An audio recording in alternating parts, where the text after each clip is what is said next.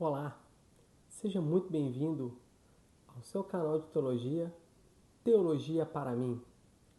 Trataremos hoje de um assunto que chega a ser um pouco polêmico e um pouco difícil também, mas responderemos hoje a seguinte pergunta: o ser humano é realmente livre para escolher a Deus? Quando falamos de livre-arbítrio, muitas pessoas imaginam uma liberdade total, neutra, capaz de escolher o bem ou o mal sem qualquer influência. A tradição cristã reformada discorda dessa ideia, mas não nega a responsabilidade humana. Nesse vídeo, veremos como a teologia reformada entende a liberdade humana, o efeito do pecado e a ação soberana da graça de Deus. Vamos para o nosso ponto de partida bíblico. A teologia reformada começa com a Escritura, não com filosofia. A Bíblia afirma duas vezes ao mesmo tempo: o ser humano faz escolhas reais e responsáveis, mas o pecado afetou profundamente a sua vontade. Nós temos isso no livro de João, capítulo 8, versículo 34, onde ele diz: todo aquele que comete pecado é escravo do pecado. Para os reformados, liberdade não significa capacidade neutra, mas agir conforme a própria natureza. O problema é qual é a natureza do ser humano após a queda. A base da teologia reformada, nós temos Agostinho. Embora anterior à reforma, Agostinho de Hipona, que é do ano 354 a 430, ele é fundamental. Ele ensinou que antes da queda o homem podia não pecar.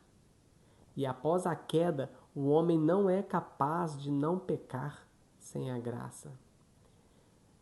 Agostinho afirmou que a vontade é livre, mas está inclinada pelo amor dominante do coração. Essa ideia será herdada diretamente pelos reformadores. Nós temos a vontade cativa, ensinado por Martinho Lutero. Em Da Vontade Cativa, de 1525, Martinho Lutero responde a Erasmo. Lutero afirma: o ser humano tem vontade, mas essa vontade está cativa ao pecado. Ele diz, em essência, o homem escolhe livremente aquilo que deseja, mas não é livre para desejar a Deus por si mesmo. Portanto, não falta vontade, falta capacidade espiritual. João Calvino nos mostra a liberdade real mais corrompida. O que João Calvino faz? Ele aprofunda essa visão nas institutas da religião cristã. Calvino ensina que o ser humano age voluntariamente, mas sua vontade está moralmente corrompida. A vontade não é forçada, mas está inclinada ao mal. Para Calvino, sem a graça, o homem escolhe livremente contra Deus. Com a graça, Deus liberta a vontade para amá-lo. E entra aí a depravação total e graça eficaz.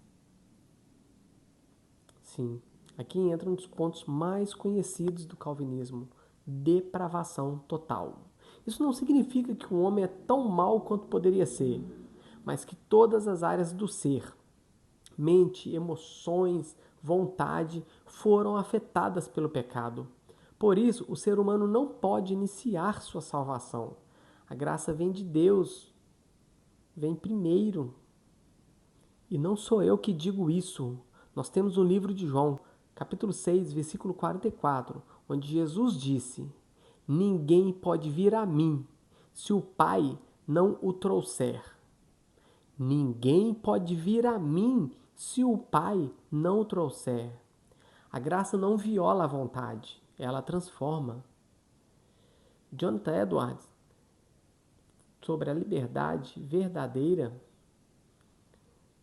ele oferece uma definição clássica. A vontade sempre escolhe aquilo que o coração mais deseja. Logo, o problema não é a falta de escolha, é o objeto do amor. A conversão acontece quando Deus muda o coração e a vontade passa a desejar a Deus com alegria. Essa é a liberdade cristã verdadeira. Vou trazer para vocês uma conclusão com responsabilidade e esperança. A visão reformada ensina que o ser humano é responsável por suas escolhas, mas depende da graça para escolher a Deus. A graça não destrói o livre-arbítrio, ela o redime. Essa doutrina não gera fatalismo, mas humildade, gratidão e confiança total em Deus. O homem é livre para escolher, mas só é verdadeiramente livre quando a graça o liberta. Se gostou da mensagem, nos fortaleça deixando seu like, compartilha com alguém para conhecer sobre esse tema e comenta o que mais lhe surpreendeu nesse conhecimento. Quero muito que você me diga isso. Obrigado pela companhia e logo logo estaremos juntos novamente nos aprofundando mais na palavra de Deus. Até mais. Tchau.